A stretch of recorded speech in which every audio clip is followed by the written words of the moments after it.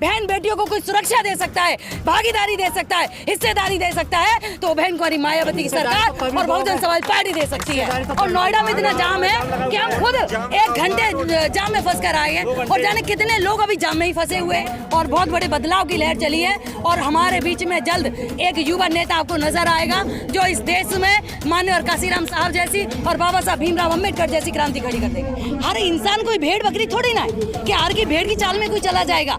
मोदी जी तो आप देख ही रहे हैं कि वो तो झाड़ू भी लगा रहे हैं। अब कल आप ये कहोगे कि बहन जी झाड़ू क्यों नहीं लगा रही है? संघर्ष है। ये बहुजन समाज पार्टी एक सिर्फ राजनीतिक पार्टी नहीं है, ये संघर्ष है, एक मिशन है और मूवमेंट है जो बड़ी तेजी से आगे बढ़ रहा है।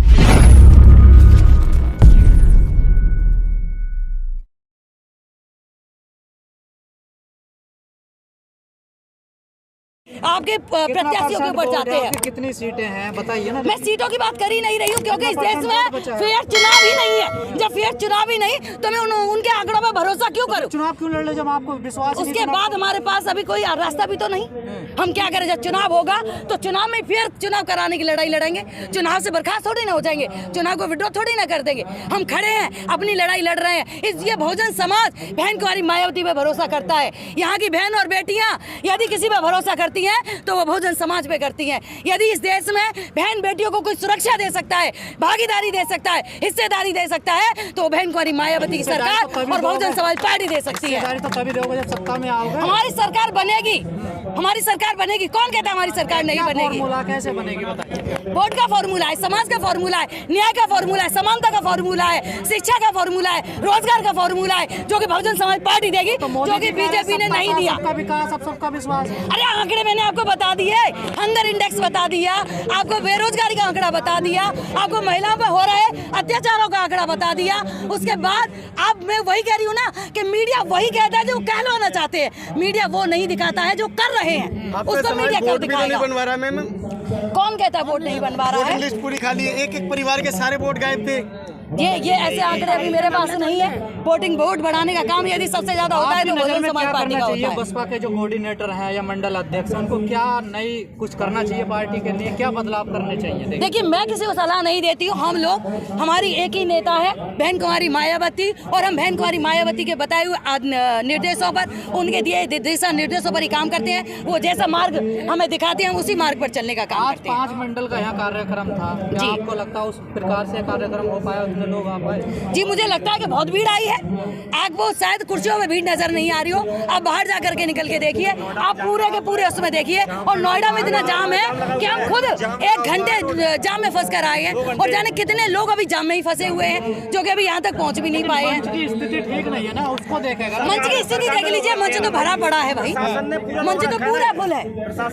मंच कहाँ? कोई सुधार की जरूरत नहीं है बीएसपी के लिए? मैंने ऐसा नहीं कहा कि कोई सुधार की जरूरत नहीं है। मैंने ये कहा कि हमारी बहन जी क्या जो भी दिशा निर्देश होता है, जो आदेश होता है, उसी का हम पालन करते हैं और उसी का पालन करेंगे। और इस पार्टी में बहुजन समाज पार्टी के लिए, बहुजन समाज के लिए बहन कुमारी मायावती से अच्छा कोई सोच नहीं सकता, तो सोचने का काम बहन जी का है। आकाश आनंद जिस प्रकार छत्तीसगढ़, मध्य प्रदेश, राजस्थान में काम कर रहे हैं, उसको कैसे देख रही हैं? मैं उसको बड़ा सकारात्मक रूप से देख रही हूँ कि एक लहर चली है और बहुत बड़े बदलाव की लहर चली है और हमारे बीच में जल्द एक युवा नेता आपको नजर आएगा जो इस देश में माननीय काशीराम साहब जैसी और बाबा साहब भीमराव अम्बेडकर जैसी क्रांति खड़ी कर देगा। आपको खतरा कांग्रेस से है, बीजेपी से?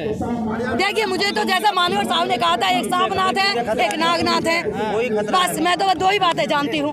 और मुझे खतरा, हमें किसी से खतरा नहीं है, खतरा लोगों को है। और जैसा भी है आप खुद देख सकते हैं कि इस देश में खतरा, आप ये कहो कि बहुजन समाज पार्टी को ही है, बीजेपी से खतरा आपकी बहन बेटियों को भी है, आपके युवाओं को भी है, पढ़े लिखे लोगों को भी है। आज इस देश में बीजेपी से खतरा हर एक व्यक्ति को है, उसके पार्टी खुद के पदाधिकारियों को भी है। क्योंकि स्मृति ईरानी ने कहा था कि बेटियों को रात के समय बाहर नहीं निकलना चाहिए, क्योंकि स्मृति ईरानी जानती है कि हमारी सरकार है जो गुंडे और मवालियों की सरकार है, जहां बहन और बेटियां सुरक्षित नहीं है।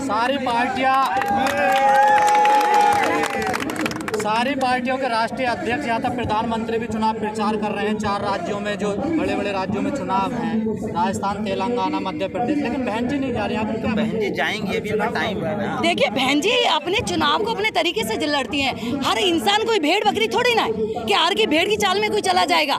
मोदी जी तो आप देख ही रहे हैं कि वो तो झाड़ू भी लगा रहे हैं। अब कल आप ये कहोगे कि बहन जी झाड़ू क्यों नहीं लगा रही है? एक राष्ट्रीय पार्टी, देखिए बहन जी चुनाव अपनी रणनीति, हर व्यक्ति अपनी रणनीति अलग बनाता है और हर व्यक्ति स्वतंत्र है कि वो कैसी रणनीति बनाता है। आप कंपैरिजन नहीं कर सकते हो। आप भी उनकी बहुजन समाज चुनाव हार चुकी है, आप लोग क्यों नहीं समझ रहे इस बात को? देखिए 12 के बाद आप लगातार चुनाव हार रहे हैं जी, और बड़ी बुरी स्थिति में हार रहे हैं। देखिए बीजेपी कितने बार चुनाव हारी थी? बीजेपी, आप बीजेपी से तुलना कर रहे हैं? नहीं, बीजेपी कितने बार चुनाव हारी थी? नहीं, आप मुझे बता दीजिए। बेशक पूर्ण बहुमत में है, बीजेपी कितने बार सरकार में चुनाव हारी थी? क्या बीजेपी चुनाव नहीं हारी थी? अब कांग्रेस चुनाव नहीं हार रही? कौन सी पार्टी है जो चुनाव नहीं हारती है? हर पार्टी चुनाव हारती और जीतती है। कौन नहीं हारी? कौन सी पार्टी है कि जो चुनाव नहीं हारी? कर रहे हैं आप लोग। बीएसपी मानती है जीत रही है, जातिवादी। मैं ये नहीं कह रही हूँ कि बीजेपी जीत रही है। हमारा संघर्ष है। ये बहुजन समाज पार्टी एक सिर्फ राजनीतिक पार्टी नहीं है, ये संघर्ष है, एक मिशन है और मूवमेंट है जो बड़ी तेजी से आगे बढ़ रहा है। पहले हमारे जिस टाइम बीएसपी बनी थी उस वक्त बहन जी को 12.5% वोट मिला था और उस टाइम 67 एमएलए थे। आज 2022 में बहन जी को 13% वोट मिला और आज हमारा एक विधायक है। इतनी बड़ी तादाद में हमको वोट मिला और विधायक एक, क्योंकि उसका एक रीज़न है कि कांग्रेस और बीजेपी एक ही चीज़ है। जो कांग्रेस का वोटर है वो बीजेपी के सब ट्रांसफ़र हो गया, जो कांग्रेस का वोटर था वो बीजेपी को ट्रांसफ़र हो गया। इसीलिए कांग्रेस और बीजेपी एक ही थाली की चट्टी हैं दोनों। क्या वजह है उसकी? उसकी वजह है कि उनकी दोनों की विचारधारा है, एक हेगड़े की विचारधारा है तो एक गांधी की विचारधारा है। आज इस देश में एक विचारधारा पैदा हुई है जय भीम की। हमने जय श्री राम बोला, हमने सलाम बोला, हमने जय गांधी बोला। आज जय भीम बोलने में तुम लोगों को क्या दिक्कत है भाई? क्या दिक्कत है जय भीम बोलने में? तो लोग जय भीम बोलने में दिक्कत हुई है। जय भीम बोलने से शर्माते क्यों हैं? शर्माना ये है कि इतना बड़ा सब कुछ हमको दे चुके हैं जय भीम वाले। समाज हमारे जो संविधान बाबा साहब ने दिया है उनको गले नहीं उतरता, क्योंकि उन्हें पता है संविधान दुनिया में चिढ़ते हैं। नहीं, उनको जलन होती है कि संविधान का अभी तक पूरी तरह से इम्प्लीमेंट नहीं हुआ है। पहली बार उत्तर प्रदेश में बाबा साहब की विचारधारा को फॉर्मूला को उतारा गया। 1995 में सबसे पहले पूरे भारत में अगर बीएसपी के अंदर उस बाबा साहब के फॉर्मूला उतारने वाली बीएसपी है जो पूरे उत्तर प्रदेश में लागू किया गया है इसको। लेकिन एक बात बताइए, आप कह रहे हैं कि चिढ़ते हैं, वो फॉलो नहीं करते। अरे आप लोग 85% से ज़्यादा हैं और 85% लोग जय भीम नहीं बोलते, वो जय श्री राम वगैरह बोलते हैं। मैं बताता हूँ, देखिए अब तक हम क्या रहे हैं, अब तक इस देश में हजारों साल से जो दलित समाज है उसको दबाया गया है। वो पढ़ नहीं पाया, लिख नहीं पाया, 14-15% पढ़ चुका है। आज बहन जी के साथ खड़ा है वो। तो दबाया किसने? दबाया 5%, मैं बताता हूँ 7% लोग आपको कैसे दबा सकते हैं? मैं बताता हूँ, इस देश में दबे कुचले लोगों को ब्राह्मण जो अम्बेडकर जो ब्राह्मणवादी विचारधारा है उसने दबा के रखा है अभी तक। आज भी ओबीसी जो अगड़ा पिछड़ा है 1980 में सर्वे आई है, उन्होंने चेक कर लिया कि अगड़ा जो है वो जो ओबीसी अगड़ा है वो तो राम भक्त पूरा। अभी बिहार के रिजल्ट आया है। हाँ, बिहार के रिजल्ट ने बता दिया कि जो जनरल कैटेगरी है वो जनरल कैटेगरी 2 से 3% है। हम हिस्सेदारी देंगे। मैं बताता रहा हूँ, जय भीम की विचारधारा कहती है कि जिसकी जितनी हिस्सेदारी उसकी उतनी दावेदारी।